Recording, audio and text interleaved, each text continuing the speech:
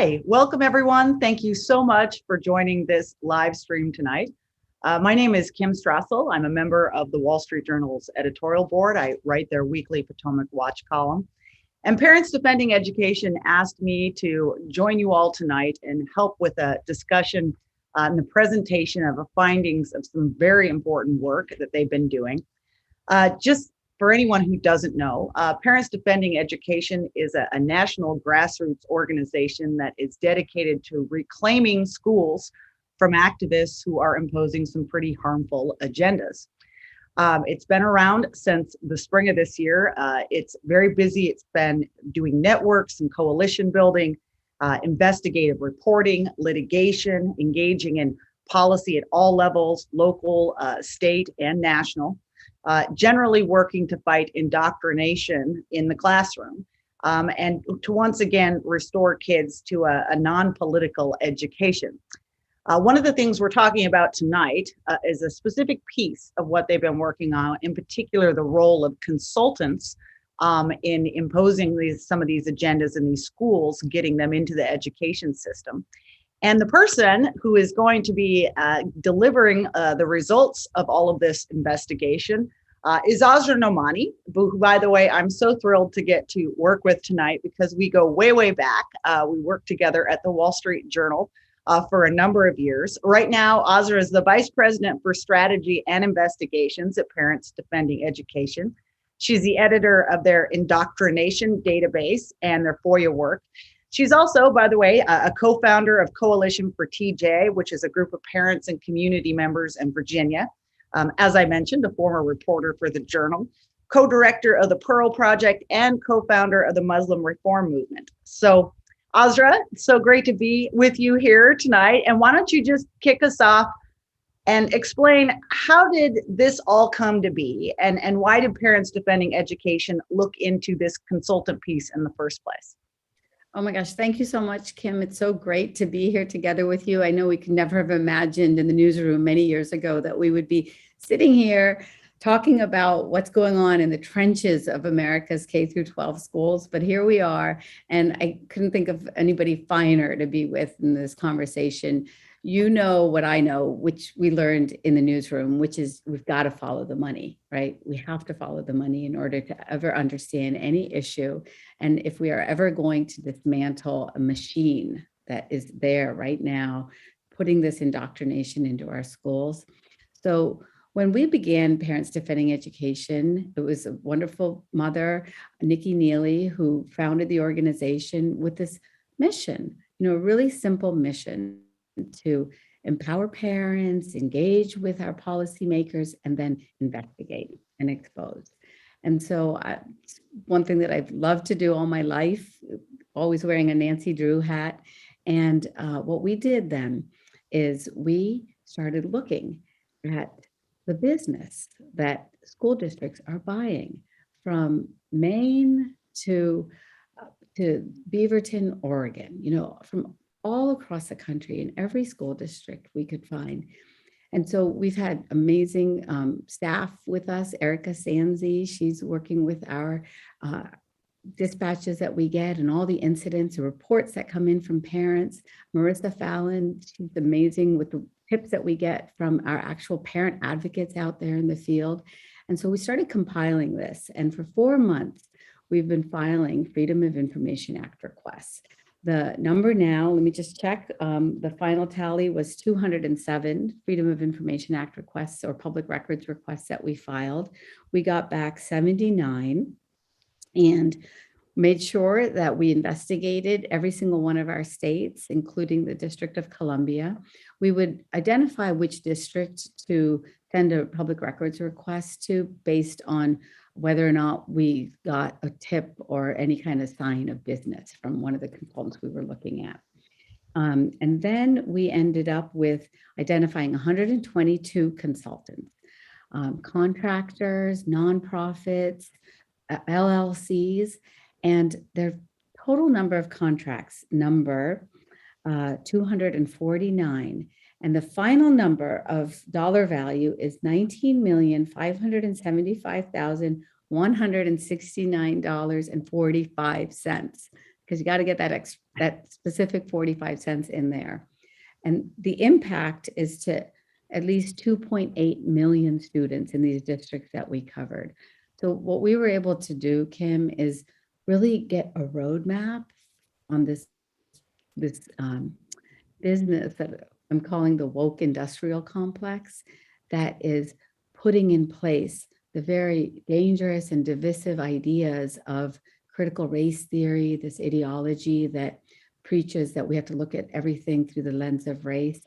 Another approach called gender theory, another one called queer theory. I mean, ideas that are bringing with them a lot of political indoctrination and activism that is not what most parents signed up their kids to learn in the school system. So it's been really exciting. It's been just eye-opening.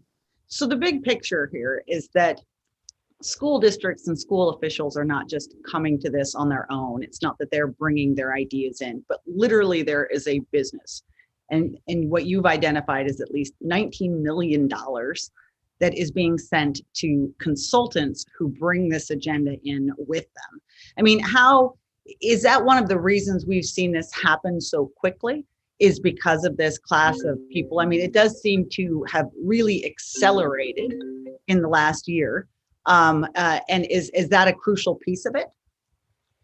Yeah, so what has happened is that there is a, pattern that we are noticing in which these school districts end up discovering that they have a problem, and then they end up outsourcing the solution.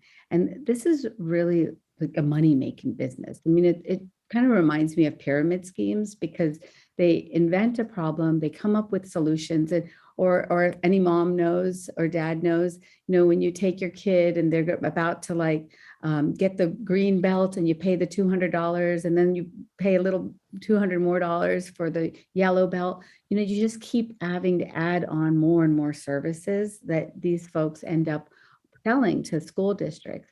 And the reason why we all, of course, have to pay attention in the public school system is because it's our taxpayer dollars. I mean, we're not just signing up for reading, writing, and arithmetic now. We're signing up and we're paying for a lot of indoctrination.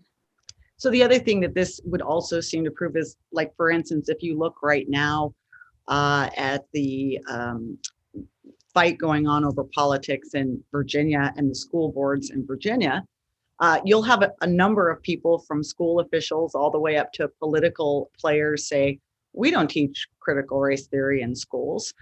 We don't do any of this. But this report would seem to completely prove the opposite. Yeah, I mean, what you can see in the report is you can see very clearly that the ideas that are being promoted are very specific ones that come out of, this little book here called Critical Race Theory. This is the stuff, indeed, of law schools and graduate programs. But what they do is, through these contracts, they end up bringing into the school these very dangerous ideas. I'm going to have a little, what do you call them, unboxing things, I got this mailing, and this is just one of the results that we got from the Talbot County in Maryland. And this is the other vendors used for equity work, because equity ends up being one of the buzzwords. And this little paperweight. Wow. Yeah, unbelievable. So the public records officer is the one who put all these tabs on all the contracts. And inside here, this is one of the big companies that we ended up getting a lot of contracts for, Pacific Education Group. And so what they have in here then in the very back with their contracts, and you can see here, everybody can see, we got the receipts. We have the paperwork, we have the documentation. That's what was so important to us, was that this isn't just conjecture. And so what happens is, in the contracts, you can then see the items. And this one is for something so innocently called courageous conversations. And Courageous Conversations is a product of a equity consultant called Glenn Singleton. He's one of the architects of these programs in our counties. A lot of people have heard about Loudoun County, Virginia. And what he does is he now has trademarked concepts like courageous conversation, equity walk, whiteness, affinity group, these really strange ideas that end up being about separation, not actually connection. And unfortunately, a lot of these contractors then are bringing the very bad ideas of critical race theory into the school district. So take us up, and just from a very broad perspective, what were the major findings, the big level findings you came out of with this and this consultant report card investigation? Well, one of the major findings is that we learned of that $19+ million, there is an industry that everyone needs to know about, that's big tech now creating a new vertical in our school systems called education technology. And they have developed companies that are basically selling to school systems ideas like screeners, and that are actually surveys that are data mining our school systems of very, very explicit information, sometimes not only of students, but also of parents and teachers. So our number one contractor that we found is a company that I'll talk a little bit more about later, also called Panorama Education, formed in 2013 by 2 Yale students. We documented over $5 million of contracts from them. When you look up simply Portland Public Schools and Panorama Education survey results, you find to the school the sexuality and gender preferences of students, staff, and parents. You know exactly how many parents are transgender, heterosexual, non-binary, questioning. And this is really disturbing, and I will talk a little bit more about that.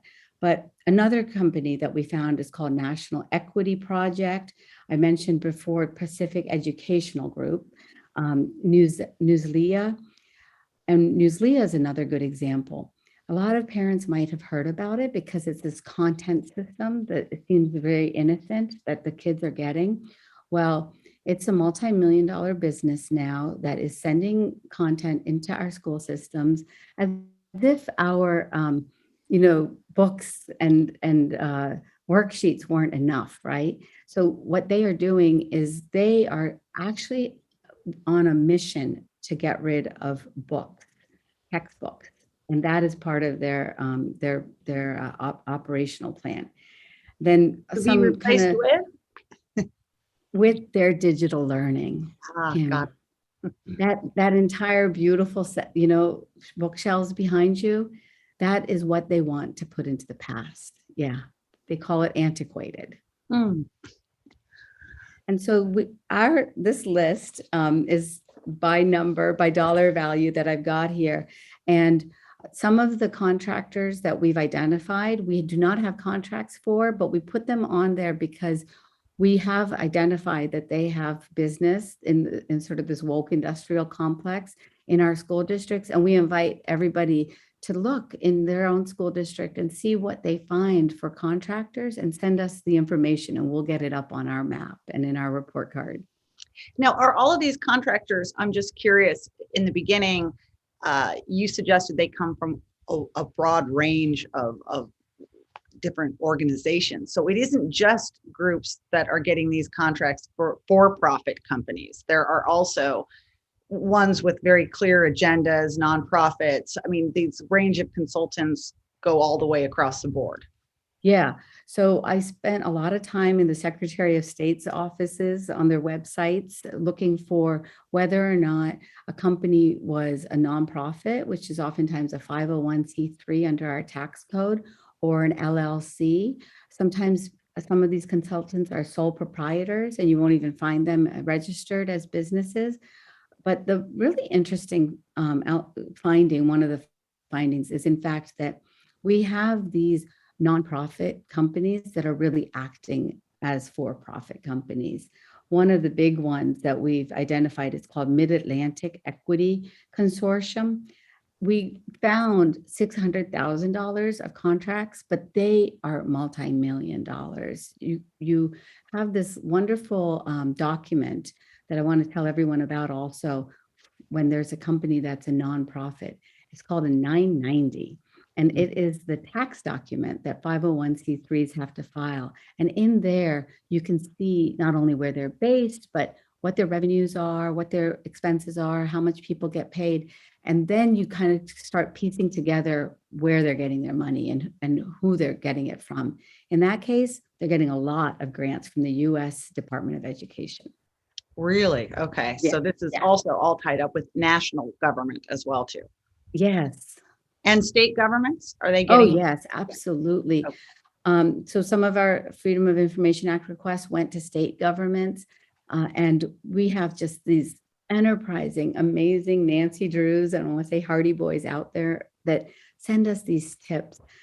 There's a mom in Beaverton, Oregon, and she's been working with a dad, and they have just uncovered so many issues related to contracting that has been done in their school district. And all they did was ask for things like the request for proposal, who the other bidders were. Yeah. And then they asked for the emails between the contractors and the school district officials. And big surprise, right, Kim? They ended up finding out that there was a nice, cozy relationship between the diversity officer and the PTO president, who happened to then get the contract. And so that's, yeah, this is all local, right? This is all like the person you know down the street, or the business that's like flying in and whining and dining the school district officials. I mean, I want people to think about this as, sorry about that, sort of think about this like, we understood the pharmaceutical industry in the years past. I mean, that's the kind of business that we've got going on.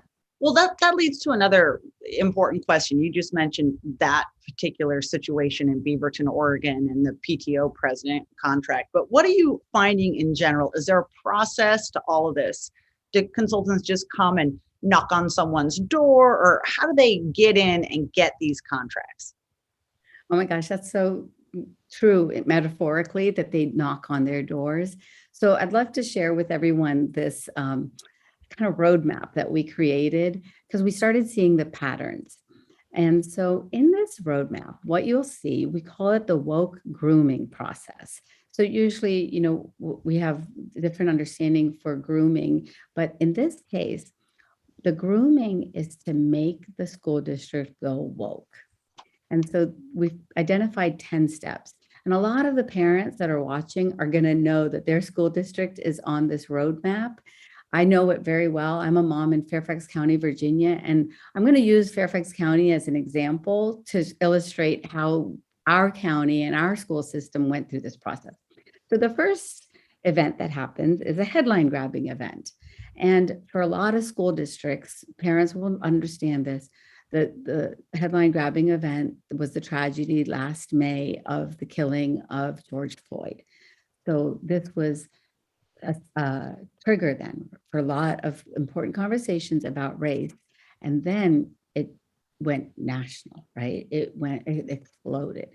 And so what happened is that all of a sudden, we as parents started getting letters from the superintendent's office or the school principal.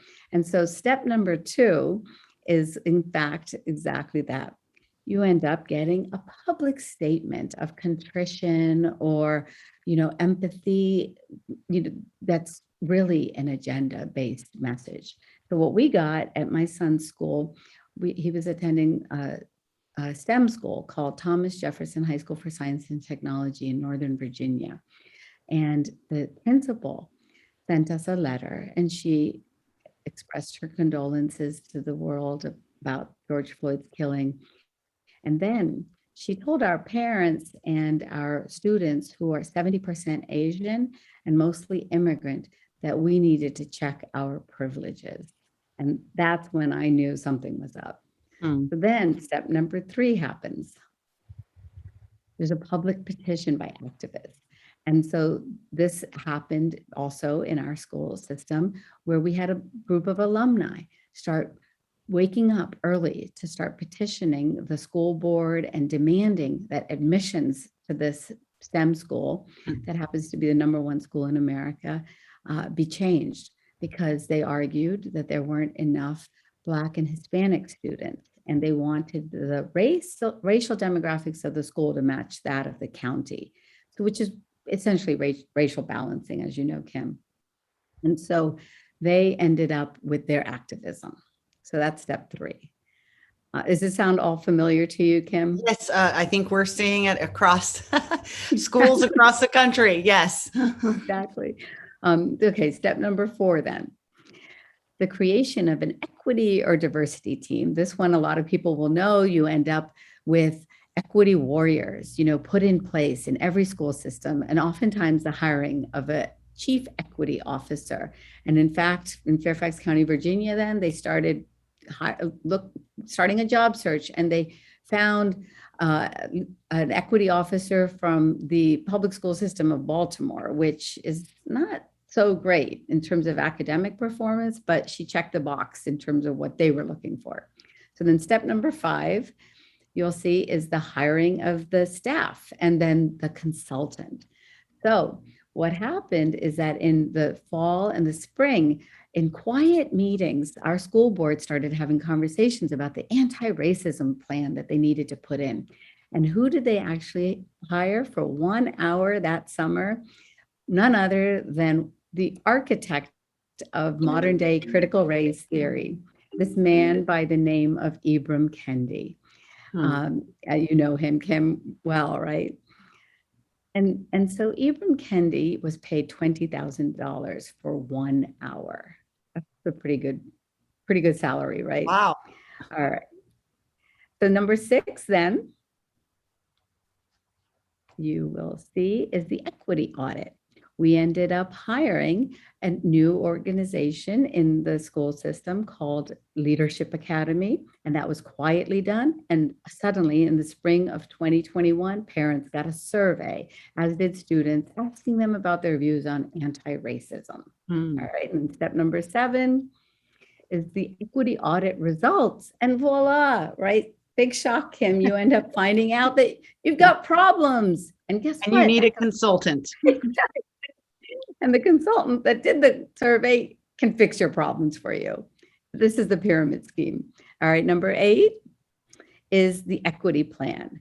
And in that, you have an ideology that is infused with critical race theory. So in Fairfax County, Virginia, who else did they hire but Leadership Academy? And the plan is always multi-year.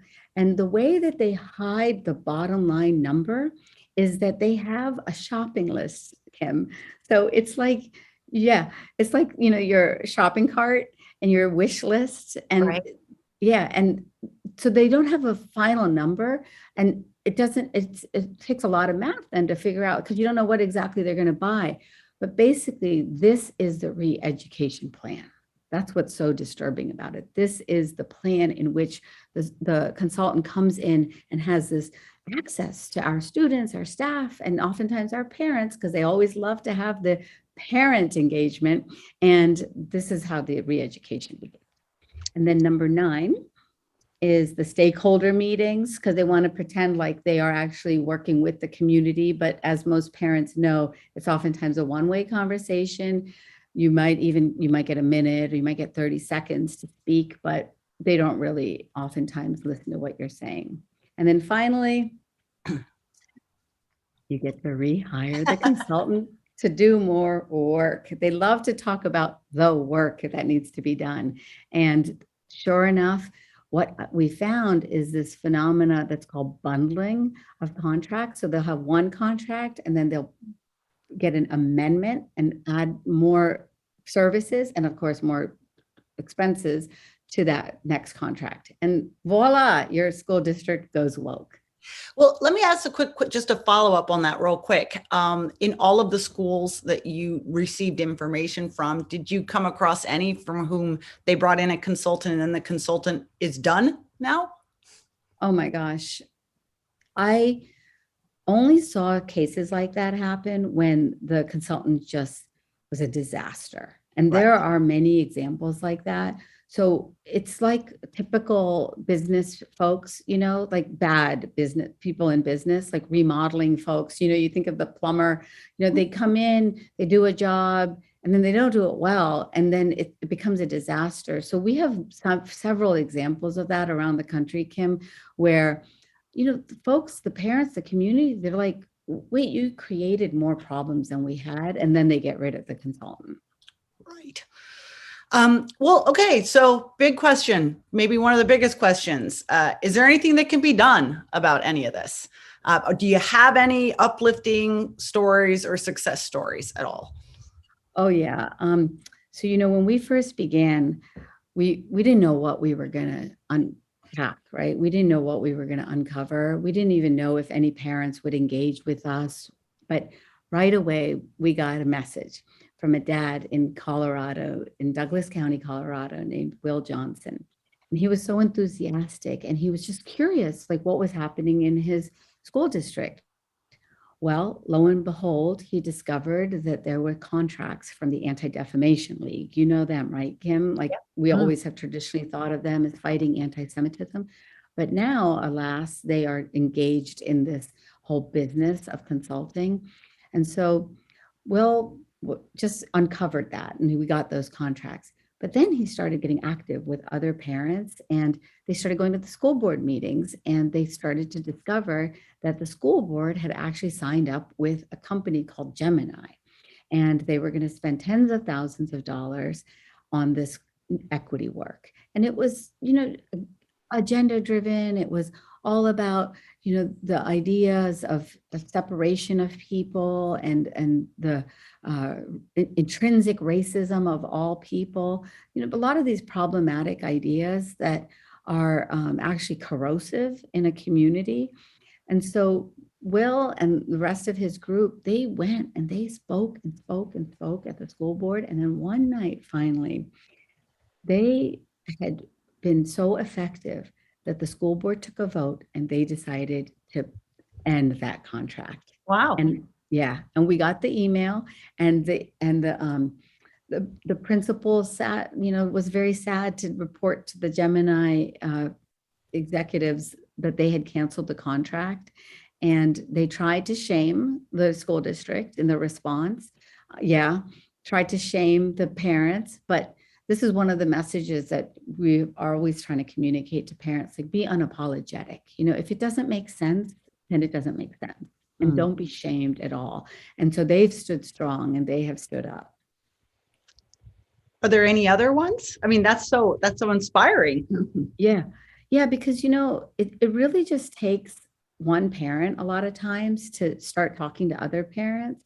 So I have another example that this contract and this contractor have not yet been removed, but boy, this is a huge story. So here in Fairfax County, then on that 10-step process, in June 2021, the school district, remember I was saying that they had done a survey and they decided that there was a problem. Well, they decided that they needed to do more of a screener on students. So they ended up signing up a $1.8 million contract with this company that I'd mentioned earlier called Panorama Education. So Panorama Education was created in this field that is called social and emotional learning. So yeah, you've heard of it, right, Kim? Oh, yeah, absolutely. Yeah. In theory, like when my son was young, it was a really great concept. It was the idea of, having kids be healthy in their minds as they're going through school, make sure that they're in a good place. But what happened is that this ed tech company realized that this was going to be like an innocent seeming way to be able to go in and basically survey kids about all their thoughts, their feelings, their hopes, their desires, their behavior. And put it all into a database. I mean, just the traditional stuff of data mining. So Panorama, I had mentioned earlier, was created in 2013, and it was created by a couple on, enterprising kids at Yale. And this should get everyone's attention, because who was one of their first funders? None other than Mark Zuckerberg. Interesting. Of not Facebook fame now, right? What is he calling himself? Meta. Meta. The founder of the Meta, formerly known as Prince. So there they are. And Ashton Kutcher, too, Kim, invested in this company because he thought technology was, a wave of the future for education. Well, this company quietly got this contract with Fairfax County. And then there was one mom who was listening this past summer, and heard about the screener. So she started asking questions. She got a copy of the first contract. She sent a tip to us at Parents Defending Ed, and we ended up posting it. We ended up writing about it. Well, lo and behold, then a couple weeks later, I get another shocking news that parents got all over the country, which was that the National School Board Association had issued this letter to President Biden saying that parents that were protesting at school boards were engaged in domestic terrorism. And then Merrick Garland, the U.S. Attorney General, stepped in to say that he would marshal the FBI, right, Kim? So normally it'd just be like, okay, these are two separate events. How do you connect the two? Well, that mom called us then, and she told us, well, guess what? There's another part of this story. The co-founder of Panorama is the son-in-law of Merrick Garland. And then she sent us the wedding announcement in the New York Times. And what we were able to do then is expose, that intersection, Kim, between money and politics. Right. And, and the hearing for Merrick Garland in front of the House Judiciary Committee and the Senate Judiciary Committee over the last couple of weeks included mention of this contract and this conflict of interest with Panorama Education. And what we were able to do is we were able to tell parents this really, really important message, which is opt your kids out of these screeners.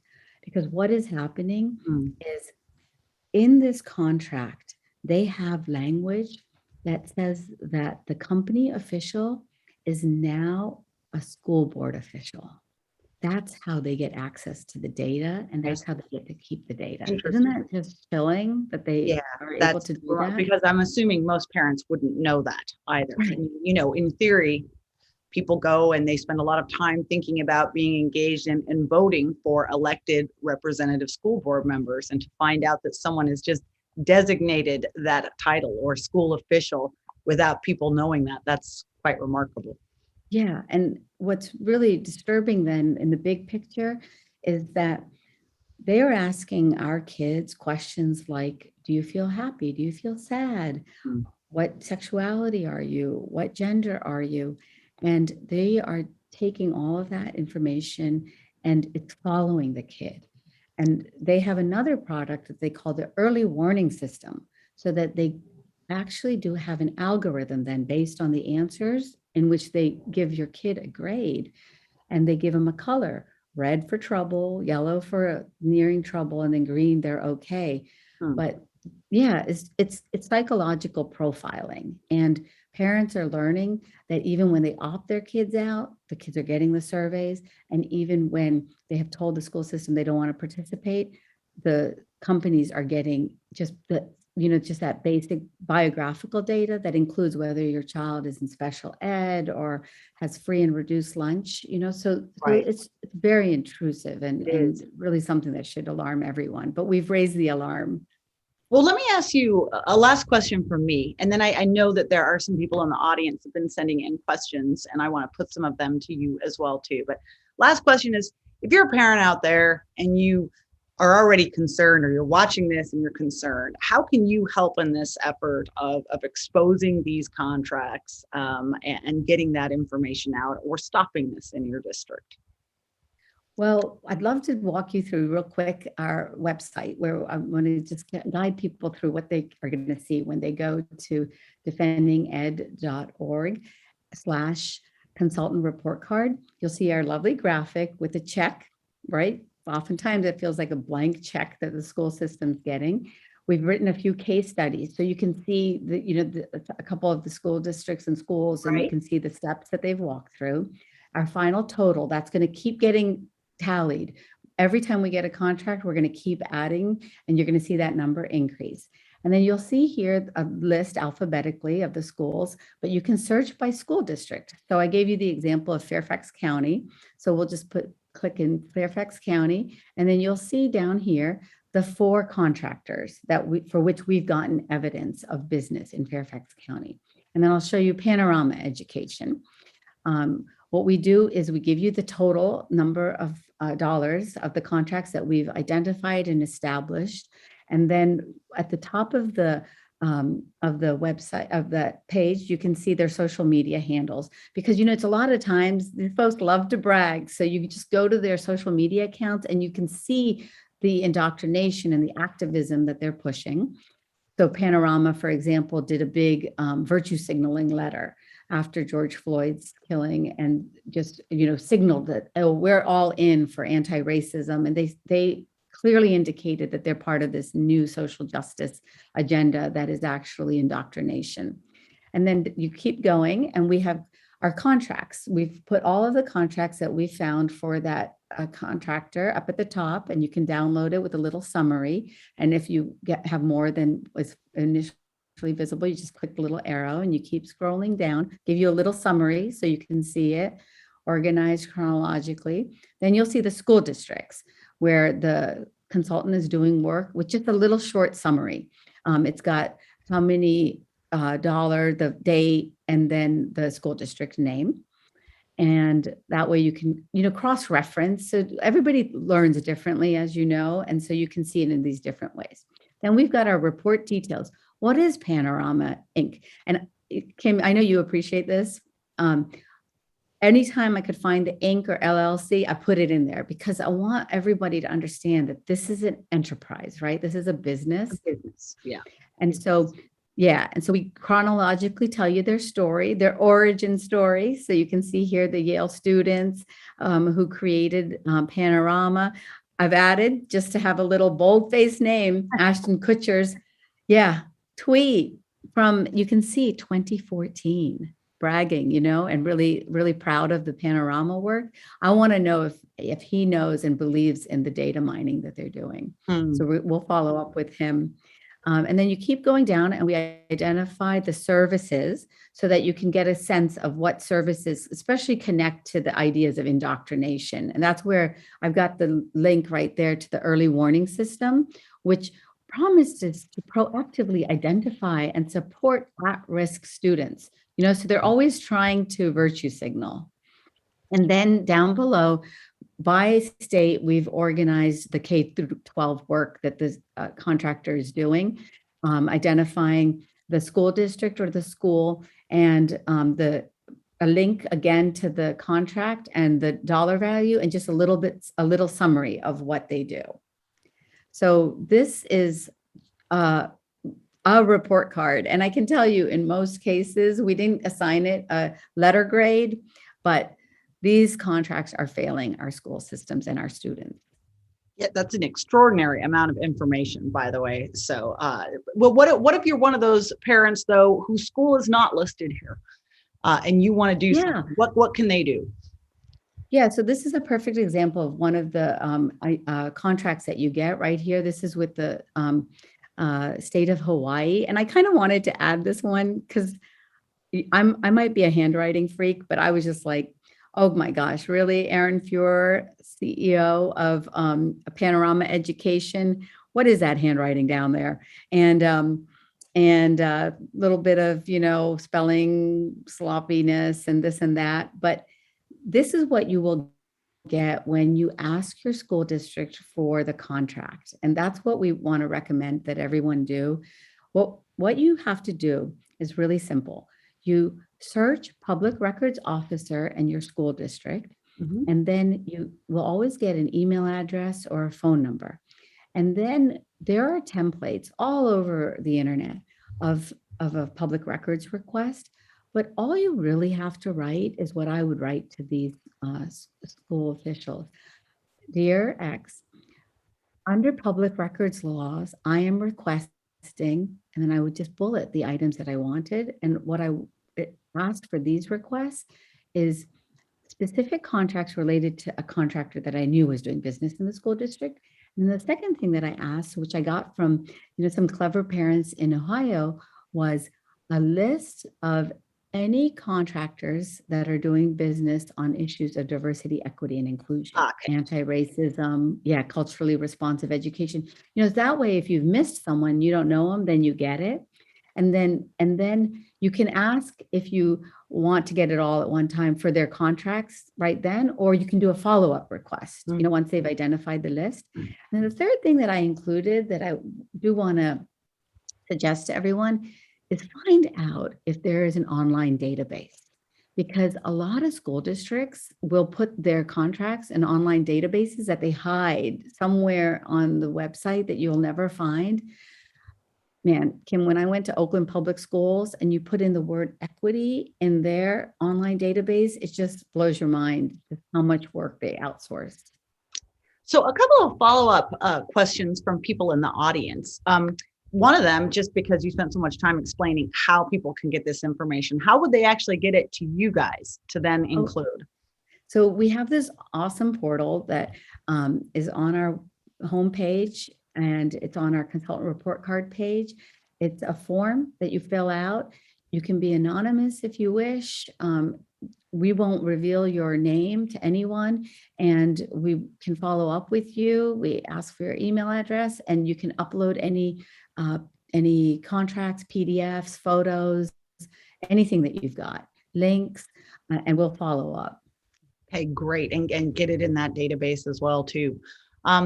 Another thing that someone asked, are these contracts usually no bid contracts, or is there any kind of competition? That is such a good question. And that's such a critical question because, these are big ideas in critical race theory, but and people have a lot of different opinions, but we have rules and regulations related to contracting. And unfortunately, especially in our school system, it's not regulated enough, and we don't have enough rules. Kim, I used to cover international trade for the Journal in the DC bureau, and we were always talking about the revolving door, right? Mm-hmm. And people double dipping, and then the federal government put what do they call them, like safety rails, right, in place so that you could only work with the government after a certain number of years.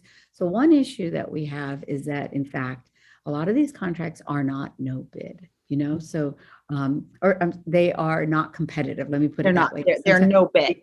Yeah, exactly. They're no bid. Right.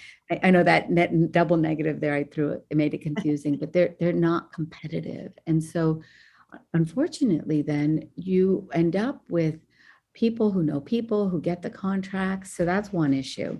Then the second issue is the revolving door. And the third issue that we've got is this double dipping. Got it. Okay. Another question too, which I think this is really important. So it's funny, whenever I go out and I give speeches to people and they're so frustrated about Washington, they get so angry all the time. They're like, what can I do? And I always give them this answer there. I think they're always shocked. I'm always like, go to your local school board meeting, because, I always say, like, these things that are happening in Washington are so far removed. Like, your local government is really the thing that deals with everything that's most important in your day-to-day life, including your kids, including who picks up your garbage, etc. And, you need to know who's doing that and who's been elected, and you need to question. So one of the questions that kind of came in here is, how do you go to these school board meetings and ask or address school board officials or school board elected representatives or even school board candidates about their views on consultants and what's going on? Yeah, and I know that it can be scary. I had my first speech before the school board in Fairfax County in June 2020. And I was really nervous. I didn't know who these folks were. I didn't know exactly how they were going to respond. Well, in most cases, they just end up ignoring you. They end up not even responding to you, but you have to speak. That's one of the real fundamental, guidelines that we love to give to people, because if you don't speak, then they don't know and they aren't challenged, and the questions that you've got are not answered, because if you have the questions, other people have them. And by now, a lot of people have seen, scenes now that have been weaponized against us as parents, but not allow the demonization of parents that is happening by certain folks with their own special interests to frighten you or silence you. You can speak up, ask the questions that you have that are just the normal questions of, did you get a contract for this? Where is the contract? Can I see the contract? How much is the contract? Who approved the contract? Was it a no bid contract? Was it competitive? And just approach it in a professional way. Just be very professional. I use that Nancy Drew analogy because I oftentimes have that philosophy, what would Nancy Drew do? And I like that. I know. Just put on your detective cap and just ask the questions. And then don't be ashamed about sharing your opinion. A lot of times we have a lot of respect for teachers and people of authority in the school system, and we should, of course, work professionally, but that doesn't mean silence. And so please, everybody, we encourage you to speak up. And we've got really good tip sheets on our defendinged.org website on tips on how to write a letter to the editor. Maybe you're not somebody who wants to speak publicly. Write a letter to the editor, how to write an op-ed, how to plan your speech so that it hits the 2 minutes and that buzzer doesn't go off, right. And cut Those you school off. board meetings, yeah. I know, before the hook comes out. Yes. Yes, exactly. But what we see today is a revolution. I mean, it's a revolution of mama bears and papa bears. It could define governor races from Virginia to New Jersey to other states. It is defining school board races. And so we just invite you all to be part of this revolution. Well, that is a wonderful place to end it. As someone, for me, I deal in investigative reporting. This as well too, Asra, that there is nothing that is more important than transparency in government. But also the ability to access that information in a way that makes sense. So I think you guys have done an enormous service to so many parents out there. And I thank you for sharing all of these details tonight. And I thank everybody for coming, tuning in. I thank you, Kim, for being a mama bear out there yourself, using all of the skills that you've got to keep people and hold people accountable and make sure that we got good policy. I want to just thank this incredible team that we've had at Parents Defending Education. Paul is on, Rachel, Marissa, Erica, Nikki. I mean, we have a phenomenal team, and we're all, just in this because we care about kids. And so thank you, Kim, for amplifying our voices. We really appreciate it. You bet.